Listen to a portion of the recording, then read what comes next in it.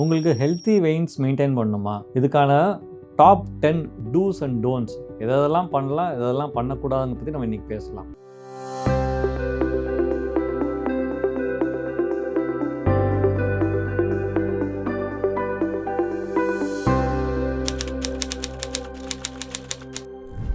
பல பேர் சர்க்குலேஷன் அப்படிங்கிற ஒரு ரத்த ஓட்டம் அப்படிங்கிறத பற்றி ஒரு தவறான புரிதல் என்னென்னா, சர்க்குலேஷன்னாலே ஹார்ட் தான், ஹார்ட்டை பற்றி தான் நம்ம சர்க்குலேஷன் பற்றி அவங்க சர்க்குலேஷனாக ஹார்ட்டை பற்றி தான் யோசிப்பாங்க. இருதயத்துலேருந்து வரக்கூடிய இரத்த குழாய்களோ இல்லை கால்லேருந்து செல்லக்கூடிய இரத்த குழாய்களை பற்றி அவங்களுக்கு அதை பற்றி இப்போ ஒரு அவேர்னஸே கிடையாது.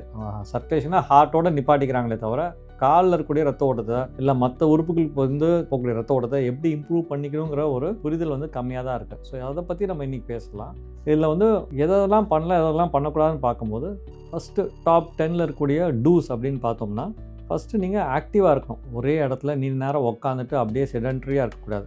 கண்டிப்பாக வந்து மூவ்மெண்ட் இருக்கணும். எவ்ரி ஹாஃப் அன் ஹவருக்கு அட்லீஸ்ட் நீங்கள் ஒரு 5 to 10 minutes வந்து ஒரு ஷார்ட் பிரேக், வாக் பிரேக் எடுக்கணும். இதெல்லாம் இல்லாமல் ஆங்கிள் ரோல்ஸ்ன்னு சொல்லுவாங்க. காலில் இருக்கக்கூடிய ஆங்கிள் மூவ்மெண்ட்டை அட்லீஸ்ட் வந்து எவ்ரி ஹாஃப் அன் ஹவருக்கு வந்து ஆங்கிள் மூவ்மெண்ட்னா ஒரு 4 to 5 times up and down பண்ணணும். அப்புறம் 3 to 4 sittings of calf stretches half an hour to 40 minutes நீங்கள் பண்ணும்போது, ஏன்னா நீண்ட நேரம் இப்போ கம்ப்யூட்டரில் உட்காந்து வேலை பார்க்குறீங்க, உட்காந்துட்டே வேலை பார்க்குற ஆட்கள் தான் நிறையா. ஸோ அட்லீஸ்ட் இவங்களாவது நடக்க முடியலனாலும் ஆங்கிள் ஸ்ட்ரெச்சு, காஃப் ஸ்ட்ரெச் எல்லாம் பண்ணும்போது அந்த சர்க்குலேஷன் கால்லேருந்து மேலே போகக்கூடிய வாய்ப்புகள் தான். பர்டிகுலர்லி ஒபீஸ் பேஷண்ட்ஸு, இந்த ஃப்ளைட்டில் நீண்ட நேரம் ட்ராவல் பண்ணுற நபர்கள், நீண்ட நேரம் கார் ஓட்டிகிட்டே போகக்கூடிய நபர்கள், ட்ரெயின் ட்ராவல், நைட் ட்ராவல், இந்த மாதிரி ட்ராவல் பண்ணக்கூடிய நபர்கள் வந்துட்டு இந்த மாதிரியான moments, short moments every half an hour 1 hour கொடுக்கும்போது தான் அந்த ரத்தம் தேங்காது, சர்க்குலேஷனும் நிறையாவும் வெயின்ஸும் ஹெல்த்தியாக மெயின்டைன் பண்ணலாம்.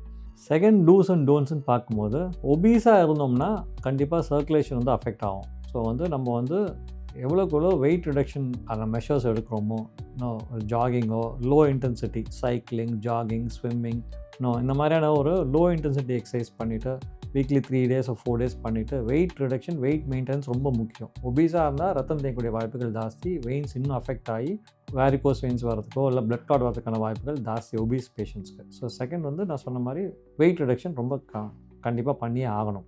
மூணாவது முக்கியமான டூஸ்ன்னு பார்க்கும்போது வெயின் ஹெல்த் மெயின்டைன் பண்ணுறதுக்கு லெக் எலிவேஷன். சப்போஸிங் உங்களுக்கு வந்துட்டு காலில் வீக் ஏற்படுதா, கால் கொஞ்சம் மசில் கிராம்ஸ் ஏற்படுதா, டெய்லி வந்து நீங்கள் வந்து மார்னிங்கோ ஈவினிங்கோ லெக் எலிவேஷன், அது யோகாலையும் பண்ணலாம், வாலில் ஸ்ட்ரெச் பண்ணி லெக் எலிவேட் பண்ணிக்கலாம். இல்லை நீங்கள் நைட் படுக்கும்போது ஒரு 3-4 pillows, 2 pillows 3 pillows வச்சு கூட லெக் எலிவேட் பண்ணிக்கலாம். லெக் எலிவேட் பண்ணும்போது டே டைம், சப்போஸிங் வயதான நபர்களுக்கு நீங்கள் டே டைமில் கூட லெக் எலிவேஷன் பண்ணிக்கலாம். டிவி பார்க்குறீங்க, அந்த நேரத்துலையும் காலை கீழே தொங்க போடாமல் லெக் எலிவேட் பண்ணிங்கன்னா காலில் ரத்தம் தேங்காது, திருப்பி அது ஹார்ட்டுக்கு அது ரிட்டர்ன் போகிறதுக்கும் நம்ம ஈஸியாக வழிவகுத்து தரலாம். லெக் எலிவேஷன் ரொம்ப முக்கியம்.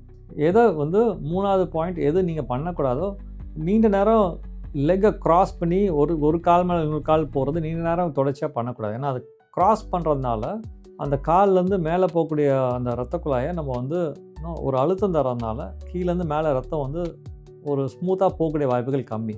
அடிக்கடி நீங்கள் பண்ண லெக்ஸை நீங்கள் திருப்பியும் வேறு பக்கம் மாற்றி பண்ணிக்கிறது நல்லது. நீண்ட நேரம் லெக்கை க்ராஸ் பண்ணாமல் இருக்கிறது ஒரு நல்ல மெஷர்.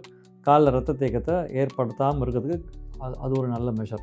நாலாவது முக்கியமான பாயிண்ட் பார்க்கும்போது, கம்ப்ரெஷன் சாக்ஸ் போடுறது ரொம்ப நல்லது. இப்போ வந்து காலில் ரத்த தேக்கம் இருப்பது, வேரிகோஸ் வெயின் இருக்குது, காலில் அதுக்கான ரத்த தேக்கத்துக்கான அறிகுறிகள் இருக்குன்னா மெடிக்கல் கிரேட் கம்ப்ரெஷன் சாக்ஸ் போட்டால் தான் அந்த காலில் ரத்தம் தேய்க்கிறது நம்ம ப்ரிவென்ட் பண்ண முடியும். ஏன்னா அந்த கம்ப்ரெஷன் சாக்ஸை பொறுத்தவரையிலும் அது கீழே வந்து நேரோவாக இருக்கும், சுருக்கமாக இருக்கும், மேலே போக விரிவடைஞ்சிட்டே போகும். ஸோ அதனால் காலில் இருக்கக்கூடிய கீழே ஆங்கிள்லேருந்து காஃப் மசிலில் அந்த டைட்டாக இருக்கிறதுனால அந்த ரத்த ஓட்டத்தை கீழே தேங்க விடாமல் அழகாக மேலே எடுத்துகிட்டு போய் விட்டுருவோம் அந்த சாக்ஸ் போடும்போது.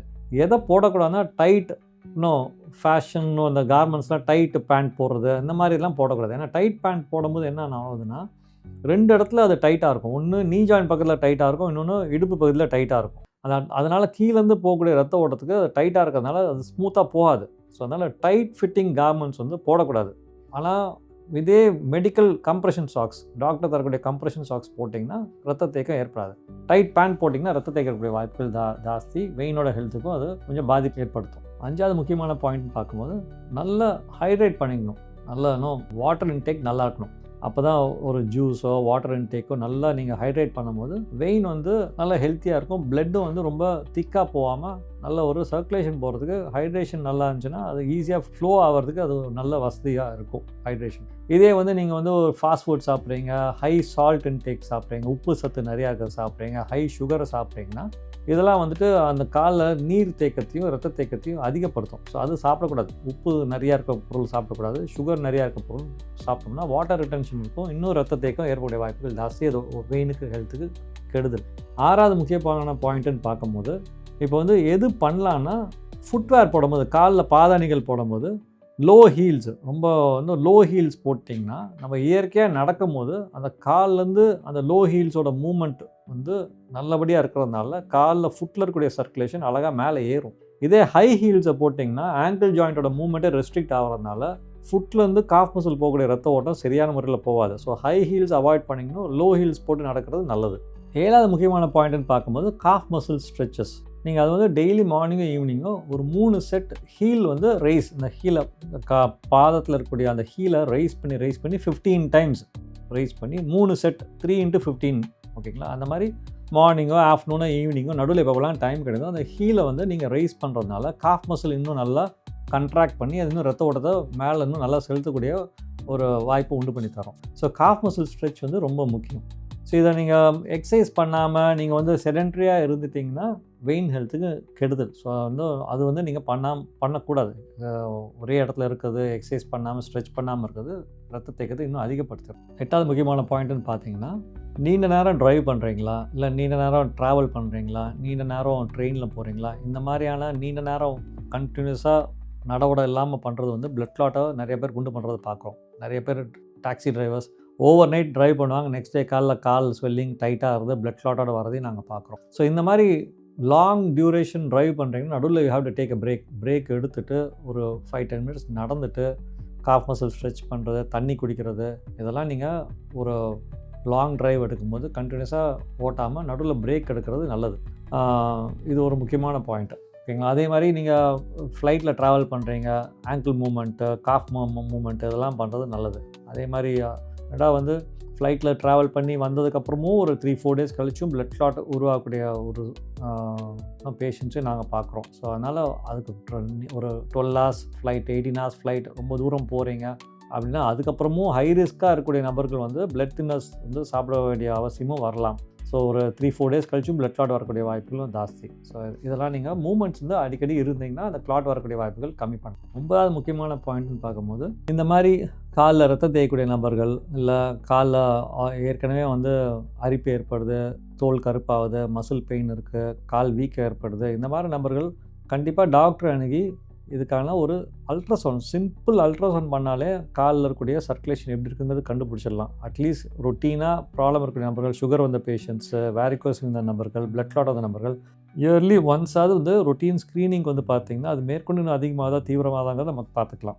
நீங்கள் அதாவது பண்ணக்கூடாத பாயிண்ட்டுன்னு 9வது பாயிண்ட் பார்க்கும்போது என்னென்னா நீங்களாக செல்ஃப் டயக்னோஸ் பண்ணிட்டு நீங்களாக வந்து அதுக்கான வைத்திய முறைகள் ஏதோ நீங்களே பார்த்துட்டு நீங்களாக பண்ணிக்கிறது, டாக்டர் அணுகாமல் செல்ஃப் டயக்னோஸ் செல்ஃப் ட்ரீட்மெண்ட் எடுக்கிறது வந்துட்டு என்றைக்காக ஒரு நாள் ப்ராப்ளத்தை அதிகப்படுத்தி அது வந்து ஒரு காம்ப்ளிகேஷன் விடக்கூடிய வாய்ப்புகள் ஜாஸ்தி. ஸோ டாக்டரை அணுகி கரெக்டாக ஒரு அட்வைஸ் வாங்கிக்கிறது தான் நல்ல விதமான ஒரு அப்ரோச். இதெல்லாம் மீறி உங்களுக்கு ப்ராப்ளம் இருக்குதுன்னா கண்டிப்பாக நீங்கள் ஒரு வாஸ்குலர் சர்ஜனை அணுகி இந்த கால் இருக்கக்கூடிய சர்க்குலேஷனுக்கான பிரச்சனைகள் நல்ல விதமாக இருக்கா, ப்ராப்ளமாக இருக்காங்கிறது ஒரு ஸ்பெஷலிஸ்ட்டை வாஸ்குலர் சர்ஜனை பார்த்து நீங்கள் அணுகுனீங்கன்னா உங்களுக்கு கரெக்டான ஒரு அட்வைஸும் கரெக்டான ஒரு பாதைகளும் உண்டு பண்ணி தரத்துக்கு கண்டிப்பாக வந்து அது உங்களுக்கு ஒரு ரொம்ப ஹெல்ப்ஃபுல்லாக இருக்கும். ஸோ நீங்களாக வந்து ப்ராப்ளம் இருக்கும்போது செல்ஃப் டயக்னோஸ் செல்ஃபாக நீங்களாக ட்ரீட் பண்ணிக்கிறது ஒரு பாயிண்ட் வரைக்கும் கரெக்டாக இருக்கும். ஒரு பாயிண்ட்டுக்கு அப்புறம் கண்டிப்பாக நீங்கள் வந்து ஒரு கைடன்ஸ் தேவை. அதுக்கான ஸ்பெஷலிஸ்ட்டு எக்ஸ்பர்ட்ஸை நீங்கள் போகும்போது தான் உங்களுக்கு மேற்கொண்டு பிரச்சனை தீவிரமாகாமல் தடுக்கக்கூடிய ஒரு வைத்திய முறைகளும் அட்வைஸும் கண்டிப்பாக தரக்கூடிய வாய்ப்புகள் உண்டு பண்ணி தரோம். தேங்க்யூ.